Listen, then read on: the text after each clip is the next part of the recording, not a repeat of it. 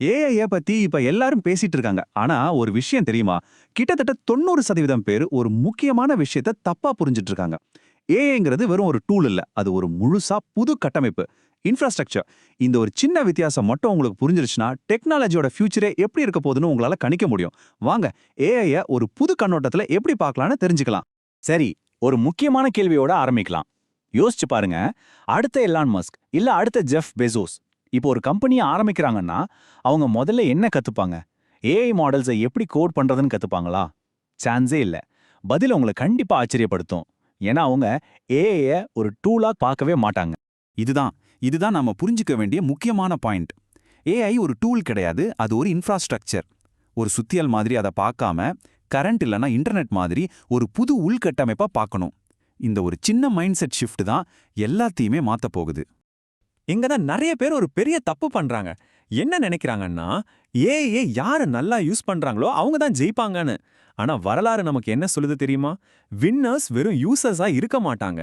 அந்த புது டெக்னாலஜியோட அடித்தளத்தையே புரிஞ்சுக்கிட்டு அது மேல யாரு புதுசா கட்டமைக்கிறாங்களோ அவங்க தான் உண்மையான வின்னர்ஸ்.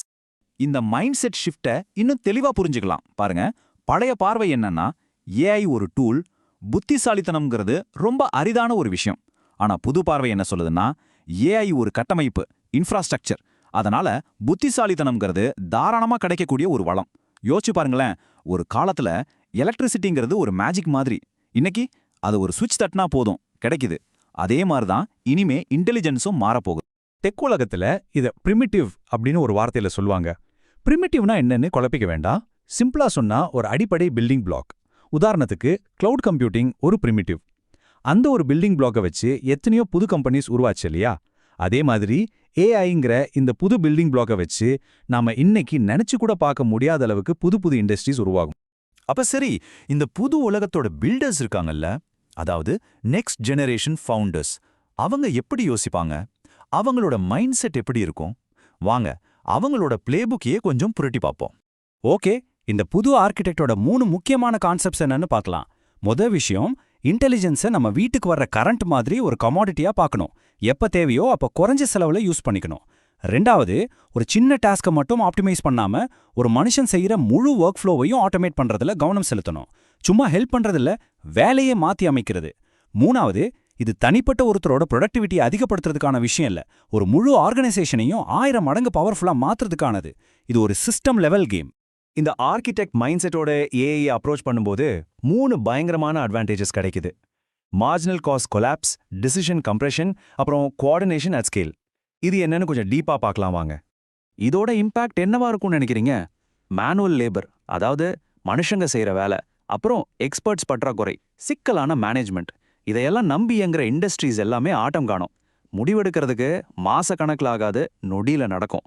பல மிடில் மேனேஜர்ஸோட தேவை குறையும். ஃபீட்பேக் லூப்ஸ், அதாவது ஒரு விஷயத்தை செஞ்சு அதுக்கு ரிசல்ட் பார்க்குற டைம் நினைச்சு பார்க்க முடியாத அளவுக்கு வேகமாயிடும். இப்போ இந்த ஸ்லைட கொஞ்சம் கவனமா பாருங்க. இதுதான் ஏஐயோட முழு வேல்யூ செயின். நிறைய பேரு இந்த நடுவுல இருக்கிற மாடல்ஸ் லேயர்ல மட்டும்தான் கவனம் செலுத்துறாங்க. GPT-4 வந்துருச்சு, லாமா 3 சூப்பரா இருக்குன்னு பேசிட்டு இருக்காங்க. ஆனா உண்மையான பில்டர்ஸ் எங்க ஃபோக்கஸ் பண்ணுவாங்க தெரியுமா?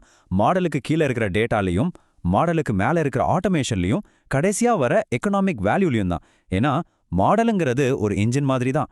உண்மையான வேல்யூ அந்த இன்ஜினை வச்சு நீங்க என்ன காரை உருவாக்குறீங்கிறதுல தான் இருக்கு. ஓகே, இந்த புது உலகத்தை பத்தி நம்ம மக்கள்கிட்ட இருக்கிற சில காமன் மிஸ்கன்செப்ஷன்ஸ், அதாவது தவறான புரிதல்களை இப்போ சரி பண்ணலாம். இது ரொம்ப ரொம்ப முக்கியமான செக்ஷன். ஏன்னா இந்த தப்பான எண்ணங்கள் தான் பல பேரோட வளர்ச்சியை தடுத்து நிறுத்துது. முதல் கட்டுக்கதை, பெஸ்ட் கோடர்ஸ் தான் ஜெயிக்க போறாங்க. இது ரொம்ப பரவலா இருக்கிற ஒரு நம்பிக்கை. ஒருத்தருக்கு நல்லா கோட் பண்ண தெரிஞ்சா போதும், அவங்க ஏஐ உலகத்துல ஜெயிச்சிடுவாங்கன்னு எல்லாரும் நினைக்கிறாங்க. ஆனா உண்மை அது இல்ல. பெஸ்ட் கோடர்ஸ் இல்ல, பெஸ்ட் சிஸ்டம் டிசைனர்ஸ் தான் ஜெயிக்க போறாங்க. அதாவது தனித்தனி பார்ட்ஸை உருவாக்குறவங்கள விட அந்த எல்லா பார்ட்ஸையும் ஒன்னா இணைச்சு ஒரு பவர்ஃபுல்லான சிஸ்டமா உருவாக்குறாங்க இல்லையா, அவங்க தான் இந்த புது உலகத்தை ஆள போறாங்க. ரெண்டாவது மித், ஏஐ ஒரு ஃபவுண்டரோட யோசனையே ரீப்ளேஸ் பண்ணிடும். அதாவது கம்பெனிக்கு என்ன செய்யணும்னு இனிமே ஏஐயே யோசிச்சு சொல்லிடும். ஃபவுண்டருக்கு வேலை இல்லைன்னு சிலர் நினைக்கிறாங்க. உண்மையிலே என்ன நடக்கும்னா, ஏஐ உங்களோட தெளிவை பல மடங்கு பெருக்கும். உங்ககிட்ட ஒரு கிளியரான பிளான் இருந்தா அதை ஏஐ ராக்கெட் வேகத்துல செயல்படுத்தும். ஆனா உங்ககிட்ட குழப்பம் இருந்துச்சுன்னா அந்த குழப்பத்தையும் ஏஐ அப்பட்டமா வெளிச்சம் போட்டு காட்டிடும். சோ அது உங்க சிந்தனைக்கு மாற்று கிடையாது, அது உங்க சிந்தனையோட ஒரு ஆம்ப்ளிஃபையர். மூணாவது, ரொம்ப ரொம்ப முக்கியமான ஒரு தவறான கருத்து, மாடல்ஸ் தான் நம்மளோட பாதுகாப்பு அரண்.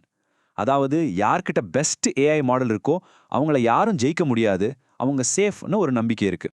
ஆனா நிஜம் என்னன்னா, மாடல்ஸ் எல்லாமே காலப்போக்குல கமாடிடைஸ் ஆயிடும். அதாவது எல்லாருக்கும் ஈஸியா கிடைக்கிற ஒரு சாதாரண பொருளா மாறிடும். அப்போ உண்மையான பாதுகாப்பு அரண் எது? அது 3 விஷயம். 1, டிஸ்ட்ரிபியூஷன். உங்க ப்ராடக்ட்டை எப்படி மக்கள் கிட்ட கொண்டு போய் சேர்க்கறீங்க. 2, இன்டகிரேஷன். மத்த சிஸ்டம்ஸ் கூட உங்க ப்ராடக்ட்டை எப்படி கனெக்ட் பண்றீங்க. 3, ட்ரஸ்ட். உங்க மேல மக்களுக்கு இருக்கிற நம்பிக்கை. இந்த 3 விஷயம் தான் உங்களை யாரும் அசைக்க முடியாத சக்தியா மாத்தும். சரி, இதுவரைக்கும் நாம பார்த்த எல்லாத்தையும் வச்சு இந்த புது யுகத்துல ஜெயிக்கிறதுக்கு தேவையான மைண்ட் செட்டை எப்படி வளர்த்துக்கலான்னு பார்க்கலாம். ஞாபகம் வச்சுக்கோங்க, இது ஸ்கில் பத்தினது மட்டும் இல்ல, இது ஒரு மைண்ட் செட் ஷிஃப்ட். அப்போ ஒரு ஆர்கிடெக்ட் மாதிரி நீங்க எப்படி யோசிக்க ஆரம்பிக்கலாம்? வெறும் மெஷின் லேர்னிங்கை மட்டும் படிக்காதீங்க, சிஸ்டம் டிசைனே படிங்க. ஆட்டோமேஷன் எப்படி காஸ்டே மாத்துதுன்னு புரிஞ்சுக்கோங்க. இப்போ இருக்கிற சிஸ்டம்ஸ்ல இன்டெலிஜென்ஸ் எங்கெல்லாம் ஒரு பாட்டில் நெக்கா, அதாவது தடையா இருக்குன்னு தேடி கண்டுபிடிங்க. யோசிக்கிறது ரொம்ப சீப் அப்படிங்கிற ஒரு புது உண்மையை மனசுல வச்சு உங்க ஒர்க் ஃப்ளோஸை டிசைன் பண்ணுங்க. புதுசா ஃபீச்சர்ஸ் உருவாக்குறதுக்கு முன்னாடி ஃபீட்பேக் லூப்ஸை உருவாக்குங்க. ஆக மொத்தம் நாம ஞாபகம் வச்சுக்க வேண்டிய ஒரே முக்கியமான பாயிண்ட் இதுதான். நமக்கு இப்ப தேவைப்படுறது டூல் லிட்ரஸி இல்ல, நமக்கு தேவைப்படுறது ஸ்ட்ராட்டஜிக் லிட்ரஸி. அதாவது ஒரு கருவியை எப்படி யூஸ் பண்றதுன்னு தெரிஞ்சுக்கிறது முக்கியம் இல்ல, ஒரு முழு சிஸ்டத்தையே எப்படி மாத்தி அமைக்கணும்னு தெரிஞ்சுக்கிறது தான் உங்களை வின்னரா மாத்தும். கடைசியா இந்த ஒரு வரிய நல்லா மனசுல பதிய வச்சுக்கோங்க. ஏஐ ஒரு ஃபீச்சர் கிடையாது, அது ஒரு ப்ராடக்ட் கிடையாது, அது ஒரு புதிய பொருளாதார அடித்தளம். இந்த அடித்தளத்துக்கு மேல தான் அடுத்த தலைமுறை சாம்ராஜ்யங்களே கட்டப்பட போகுது. இந்த முழு அனாலிசிஸையும் நான் ஒரே ஒரு கேள்வியோட முடிக்கிறேன். புத்திசாலித்தனம் ரொம்ப சீப்பாகும்போது, தாராளமா கிடைக்கும்போது என்ன உடையும்? எந்த இண்டஸ்ட்ரீஸ் காணாம போகும்? எந்த கம்பெனிஸ் தங்களை மாத்திக்க வேண்டியிருக்கும்? முற்றிலும் புதுசா என்ன உருவாகும்?